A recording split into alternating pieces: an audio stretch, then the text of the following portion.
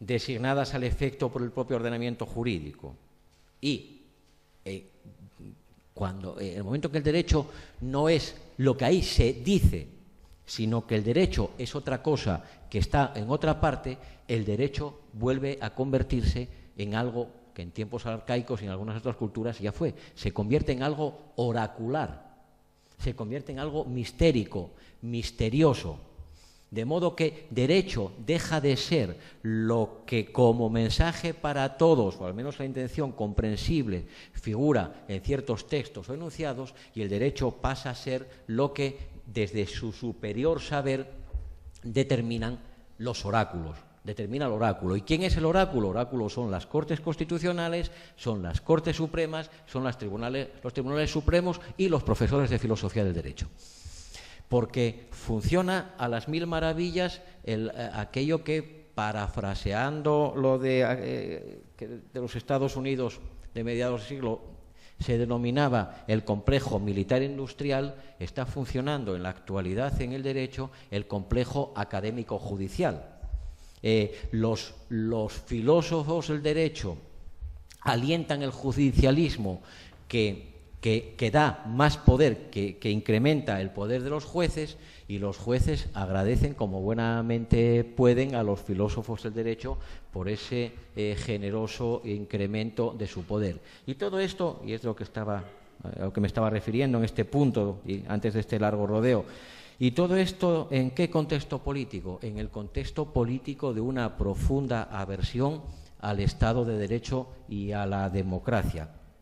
Porque las alternativas son muy pocas y están conocidas desde hace mucho tiempo.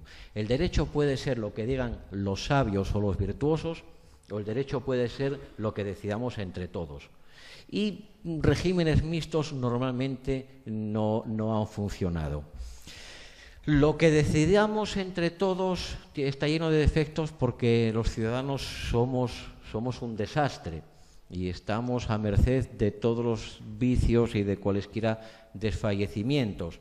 Pero es que la alternativa está en que reconozcamos a alguien una capacidad superior para gobernarnos, regirnos, llevarnos de la mano, etcétera. Concretando más, si resulta que por definición lo que el legislador democrático decida es derrotable, hay que ponderarlo caso por caso, si solo se va a aplicar cuando no contravenga los valores de la moral verdadera que forma parte sustantiva del auténtico derecho, etcétera, etcétera. Si todo eso es así, ¿qué estamos presuponiendo? Y es en la parte en que en la doctrina actual hay que empezar a llamar las cosas por su nombre. Pues significa que la moral positiva que se trasluce en el derecho que entre todos aprobamos no es la moral verdadera.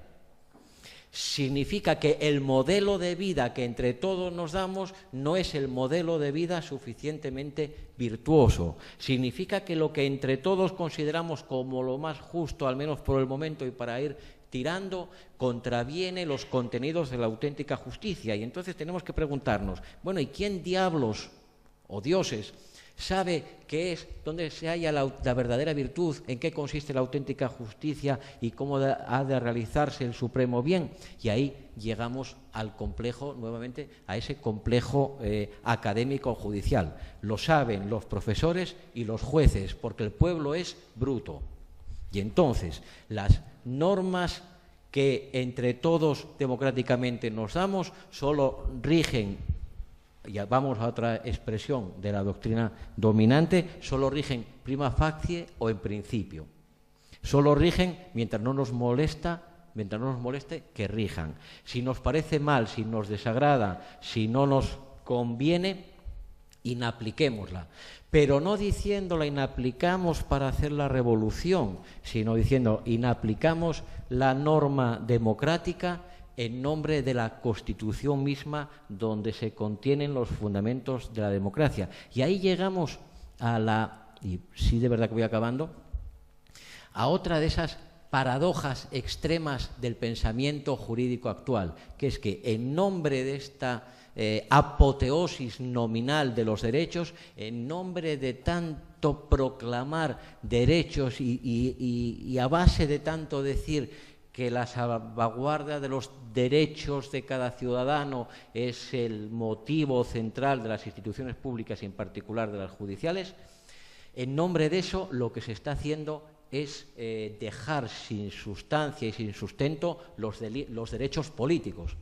Ya no hay derechos políticos.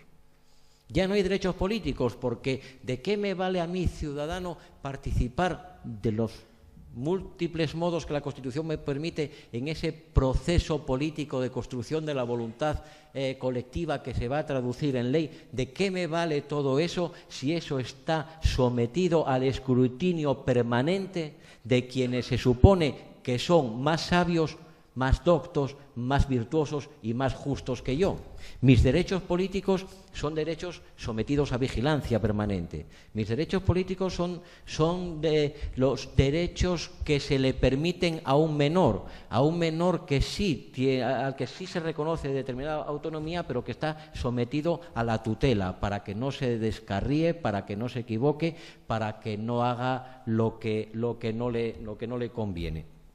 Y por tanto, creo que si algo de cierto hubiera en este pesimista y deliberadamente provocativo diagnóstico, los ciudadanos, positivistas o no, que seguimos creyendo en el Estado de Derecho y la democracia, tenemos, entre otras cosas, que hacer un esfuerzo radical por volver a la política.